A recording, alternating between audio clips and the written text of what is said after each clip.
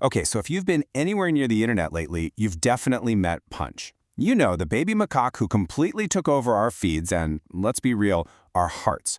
But what is it about this one little monkey that has us all so obsessed? Well, we're going to dive in and actually look at the science behind why we just can't get enough of him.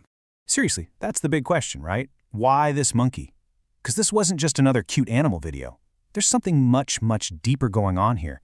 And what's wild is that it tells us a ton about ourselves, too. So let's set the scene. It all started over at Japan's Ichikawa City Zoo. We met this tiny monkey, Punch, who was always clinging to his little stuffed toy for comfort. But then, things took a turn, and videos started popping up that kicked off a massive worldwide debate. And this is where things got complicated. The internet saw one thing, a small, vulnerable baby getting bullied by the bigger monkeys. It looked awful. But the zoo jumped in and said, whoa, hold on. They explained this was actually normal, even necessary, disciplinary behavior.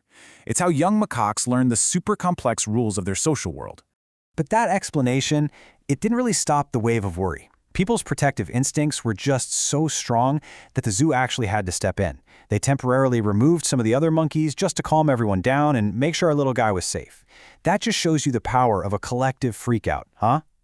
So that brings us right to the heart of it. Why did we all feel this so personally? I mean, why did we care so much? Well, the answer isn't just about feelings. It's literally wired into our brains. Let's get into the science.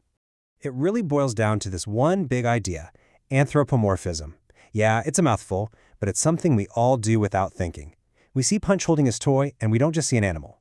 We see a sad, lonely little kid who just needs a hug. We can't help but project our own human emotions onto him.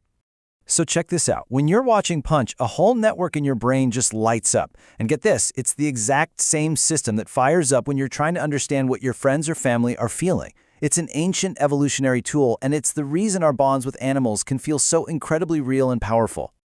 But wait, it gets even deeper. This connection we feel, it's not just a trick our brain is playing on us.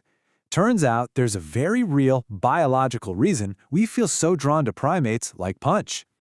Just look at that number, 99%. That is how much of our genetic code we share with primates. We are, in a very literal, biological sense, family. So that feeling that he's kind of like us, that's not just in your head, it's written in your DNA. And the similarities don't stop there. We even learn in the exact same way, through play. For both human kids and baby monkeys, play is everything. It's how we build friendships, learn to cooperate, and figure out our place in the world. When we watch Punch playing, we're basically seeing a reflection of our own childhoods. Okay, so we're wired to connect, and we're practically cousins on a genetic level. But there's one last crucial piece to this whole puzzle, and it has to do with a shared gut feeling of what's right and what's wrong.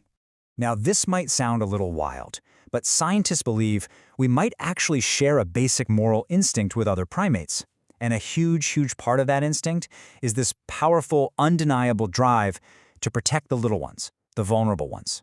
And this isn't just a hunch. Research shows that primates in the wild get angry, like really angry, when an infant is being harmed.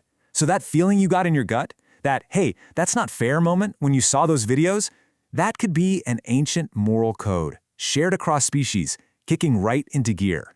And all of this brings us to the absolute best part of this whole story, Punch's amazing comeback. Because after all the drama and all the worry, our little dude didn't just pull through, he started to totally thrive. And here it is, the happy ending everybody wanted. He started getting more confident, he made a best friend forever in another little monkey named Momo-chan, and he even started to let go of his security toy a bit. That social development the zoo was talking about, we got to see it happen right in front of us.